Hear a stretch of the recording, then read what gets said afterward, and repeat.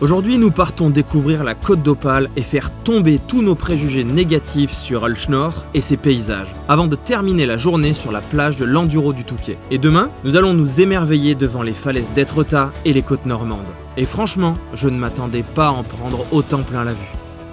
Si vous n'avez pas suivi le début de cette série, nous testons un demi-tour de France en 12 jours et 4200 km afin que j'en fasse un guide de voyage à moto à vous proposer pour que tout le monde puisse découvrir notre beau pays sans devoir quitter le boulot ou sa famille pour 2 mois. Ici, c'est la partie Est et une prochaine fois, ce sera la partie Ouest.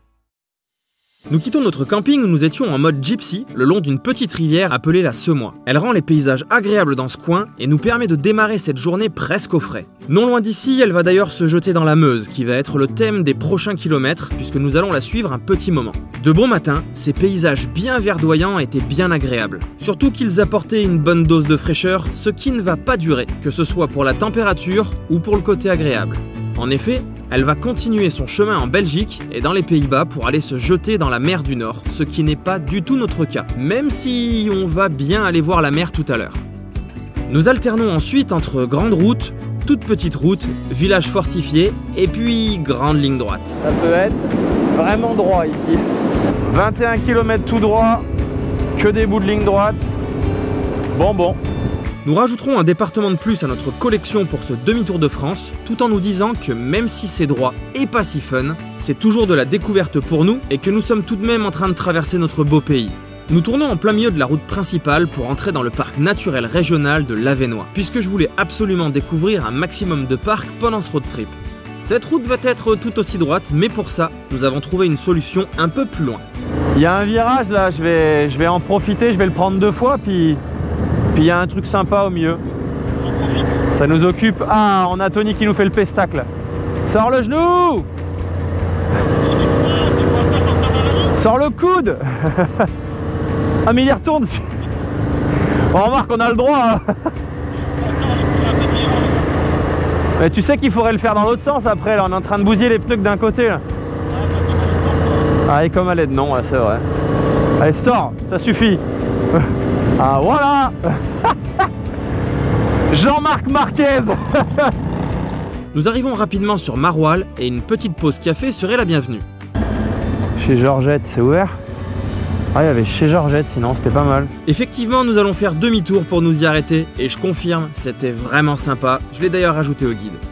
Bon, on se fait une petite pause à Maroilles. On mange pas du maroilles, on se fait un petit café dans un endroit qui est spécialisé dedans. Ça fait du bien la pause parce que là, les lignes droites, il y en a un tout petit peu ras-le-bol. Vivement la Côte d'Opale en fait. Jusqu'à la prochaine pause, les routes resteront sur le même style que ce qu'on vient de passer.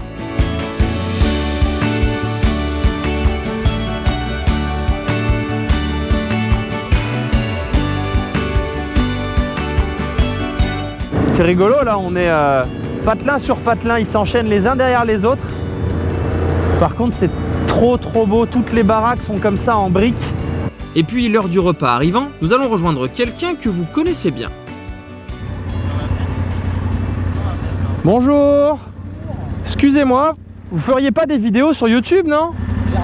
Ah. La digestion se fera calmement sur l'autoroute pour rejoindre Calais et nous ajouterons au passage le parc naturel régional Scarpesco, même si c'était carrément de la triche, je dois bien l'avouer. Mais l'autoroute va nous faire gagner 1h45 sur cette journée déjà très longue et quand vous allez voir ce qui nous attend, le jeu en vaut largement la chandelle. Je crois que j'ai trouvé la plus grosse montagne de la région. Mais c'est pas un col, on peut pas y aller. Bon, évidemment, il n'y a pas de volcan ici, hein. C'est pas hyper naturel tout ça. Et non, c'est un terril, qui est une colline artificielle en forme de cône, construite par accumulation de résidus miniers, composés principalement de schiste et en plus petite quantité de grès carbonifères ou de résidus divers. Ici, ça fait quand même 188 mètres de haut, fallait les empiler. Il faut quand même que je vous confie que, en voyant tous ces panneaux, avec des noms qui m'ont toujours semblé tellement loin, et surtout à l'autre bout de la France, ça me fait vraiment bizarre de me dire que ça y est, j'y suis. J'ai même l'impression d'être plus loin de chez moi que lorsque j'étais dans le Tyrol. Nous sortons à peine de l'autoroute que des champs apparaissent, avec l'impression tout au bout de voir des bateaux qui flottent dedans. Ce qui signifie que la mer est juste là, au bout. ce que nous comprenons rapidement rien qu'à l'odeur marine qui nous balaye le visage sous le casque. Au passage, nous venons de rentrer à l'instant dans le parc naturel régional des Caps et Marais d'Opale. Un de plus certes, mais celui-ci m'intrigue énormément. À quoi ça va ressembler? Est-ce que la mer et la côte sont belles ici? Je ne connais que la Méditerranée. Est-ce que c'est si moche que le dit Danny Boone dans son sketch sur Burke? Autant dire que l'excitation est au maximum. Nous arrivons d'abord à Cap Blanc-Nez, et à partir de là, l'émerveillement ne va pas redescendre avant demain soir.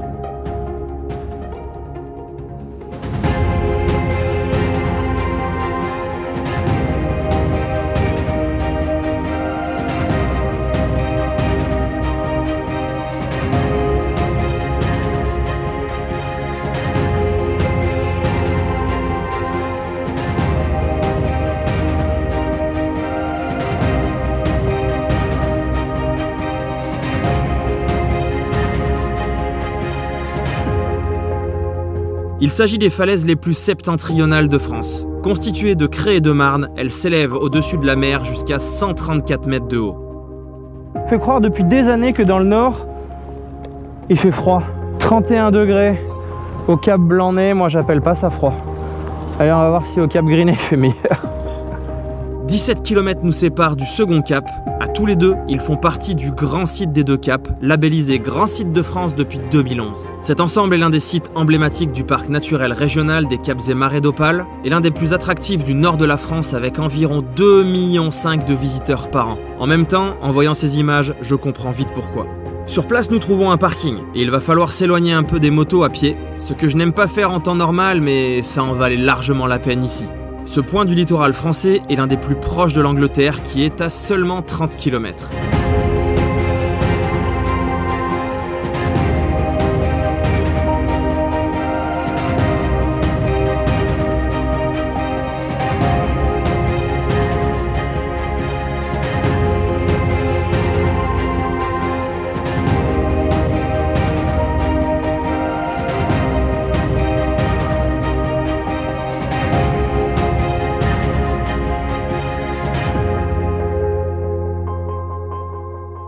Nous reprenons la route vers le Touquet, avec en toile de fond la mer et de jolis villages côtiers. Et puis d'un coup, sur notre droite, apparaissent de grandes dunes de sable. Il va encore falloir qu'on s'arrête. Désolé Tony. Ce sont les dunes de la Slack, et elles rajoutent leur contribution à rendre cette côte si belle.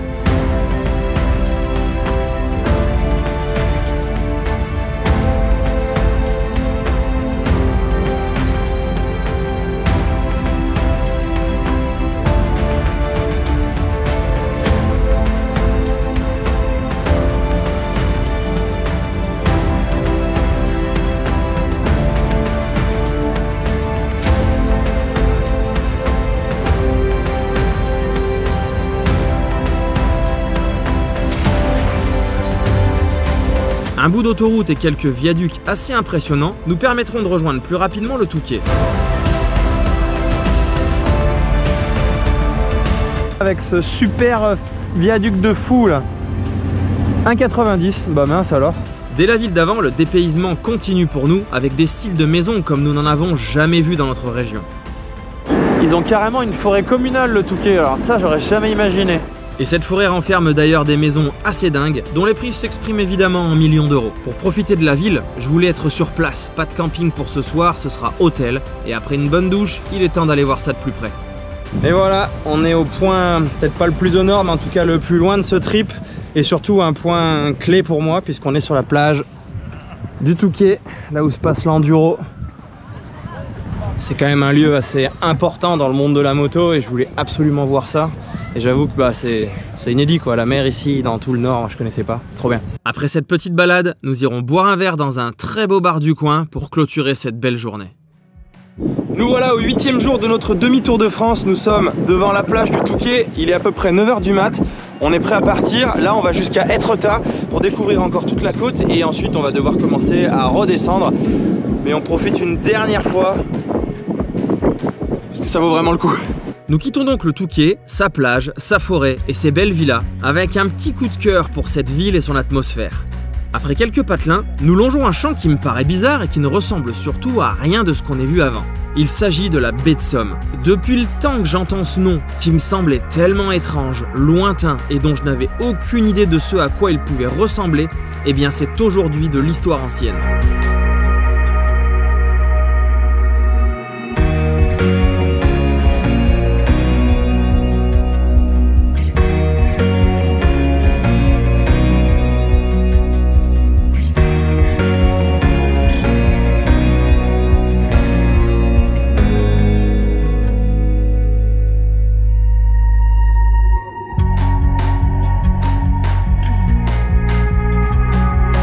Après un passage dans le centre de Saint-Valery-sur-Somme, pour son joli port, ses belles rues pavées ou encore les façades typiques des maisons alignées face à la Somme, nous décidons de pousser jusqu'à la pointe du Hourdel.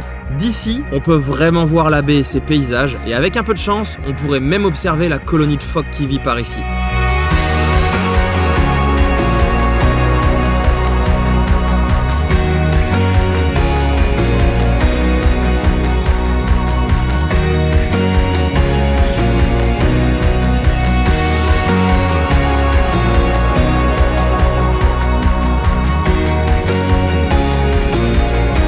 En repartant, le hasard nous fait rester le plus proche de la mer plutôt que de prendre la grande route et nous tombons sur ces petites cabanes de plage qui pour moi jusqu'à cet instant n'existaient que dans les films.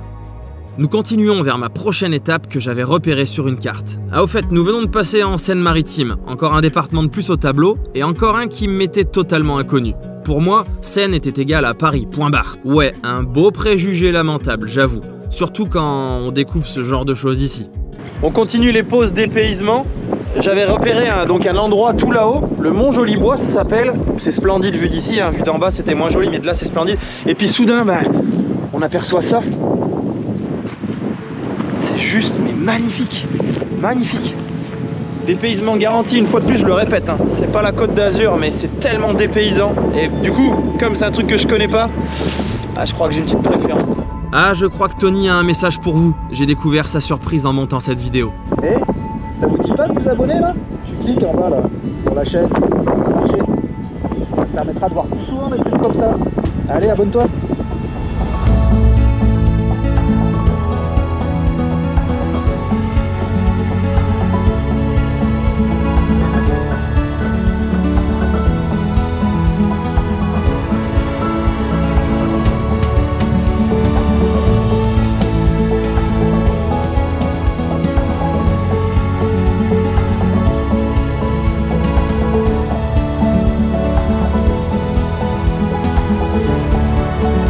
En continuant de longer la côte, nous arrivons à Dieppe. Alors à Dieppe, je vais dire qu'il y a un truc à voir, c'est ça. Les Alpines Made in Dieppe.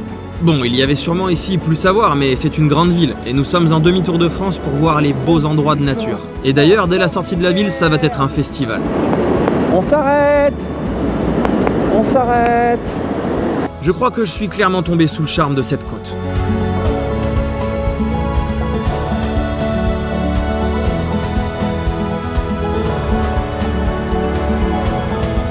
Ça va continuer comme ça pendant un moment, après chaque virage avec une vue sur la mer et les falaises. C'est l'émerveillement assuré. Surtout pour moi, ici, je suis en total dépaysement. Et les falaises, elles sont jusqu'à la fin, après la perte de vue. On m'avait beaucoup parlé de Veules-les-Roses, alors on a fait un crochet pour vérifier ça. Effectivement, c'est très beau, mais c'est aussi très petit, avec peu de place pour se garer, des bus qui défilent, des sens uniques de partout, et pas tant de quoi boire un coup. Alors je ne vais pas laisser ce passage dans mon guide de voyage à télécharger sur mon blog. Et on va directement filer à Veulette-sur-Mer. 3, 2, 1, boum. Voilà! Là, je pense que c'est une bonne idée de boire un café avec vue sur les falaises.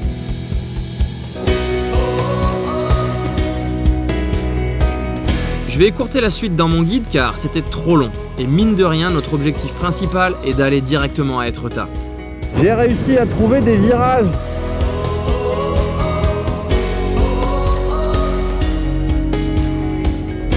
Fécamp sera la dernière grande ville avant qu'on atteigne notre objectif. Pour la première fois, on a un panneau avec marqué Étretat.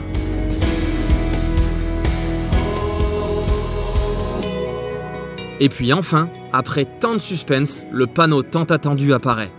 On suit les panneaux indiquant la mer, les falaises et je vous laisse ma réaction à chaud. Au nom de Dieu! Au nom de Dieu! Elle est vraiment là quoi! Nous filons garer les motos sur un fond sonore de goélands qui nous accueille et il est enfin l'heure de la rencontre. Après quelques marches, nous sommes au bord des falaises et l'émotion est bien là. Bon, je vous cache pas que ça fait bizarre, hein, parce que ça, c'est le poster qu'on voit dans toutes nos salles de classe quand on est gamin, puis là, ça y est, bah, il est devant nous, quoi. Ça fait une certaine émotion.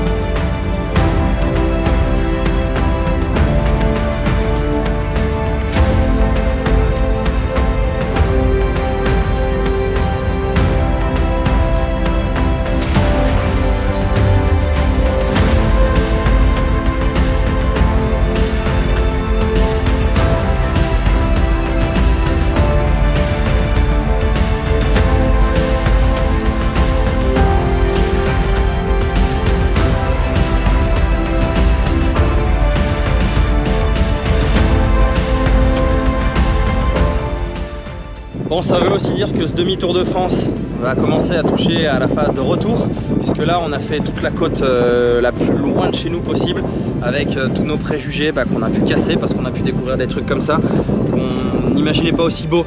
Et ça veut dire qu'à partir de maintenant, on va commencer à prendre la direction du sud, on va faire que ça, que sud, parce qu'au début on a fait que nord, après on a fait que ouest, et maintenant on va faire que sud. On va prendre un dernier bain de ces paysages qui sont quand même incroyables, il y a ça qu'ici de toute façon.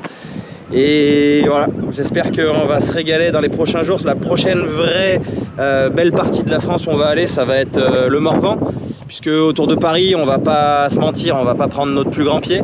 Donc là voilà, c'est ce moment là, et on savait qu'à partir d'ici c'est le moment où voilà, on rentrait. Ça fait plaisir d'être là. Bon, maintenant qu'on a bien profité d'être tard, il est 18h26, il reste 180 km. Youhou. Allez, on va se faire un petit plaisir tant qu'à être là et à devoir prendre l'autoroute pour rejoindre le nord-ouest de Paris. Il y a une petite construction que j'aimerais voir de mes yeux. Il s'agit bien entendu du pont de Normandie, et il mérite que je vous fasse la minute Wikipédia. Ça c'est gentil, ça, péage gratuit pour les motos.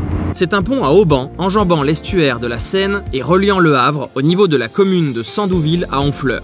La conception de cet ouvrage exceptionnel est due à Michel Virlogeux. En 1994, la portée principale de l'ouvrage bat de plus de 250 mètres le précédent record du monde datant de 93 à Shanghai. Mais celui-ci est perdu en 98 pour seulement 34 mètres par le pont de Tatara au Japon. Ce record de longueur de pont à haubans a été perdu en 2003 avec les 2883 mètres du pont Rion-en-Thirion en Grèce. Mais si l'on considère la longueur du tablier suspendu par Aubenage de 2252 mètres, c'est le viaduc de Millau qui prend la relève avec 2444 mètres cette fois-ci. Cocorico! Et d'ailleurs, dans 3 jours, nous serons juste devant le pont de Millau. Le coût total de construction du pont de Normandie équivaut à plus de 400 millions d'euros. Et si vous êtes intéressé par ce genre d'ouvrage, je vous conseille de finir la lecture sur Wikipédia. Département de l'Eure, on les enchaîne. Du coup, il est 6h57. Et oui, pour ceux qui ont relevé, les vannes de fin de journée sont pires que celles du début. Nous finirons de rejoindre notre camping dans le parc naturel régional du Vexin français, un de plus, et demain, après quelques échecs, gros échecs même parisiens, nous filerons dans le Morvan. Je vous retrouve dans la prochaine vidéo.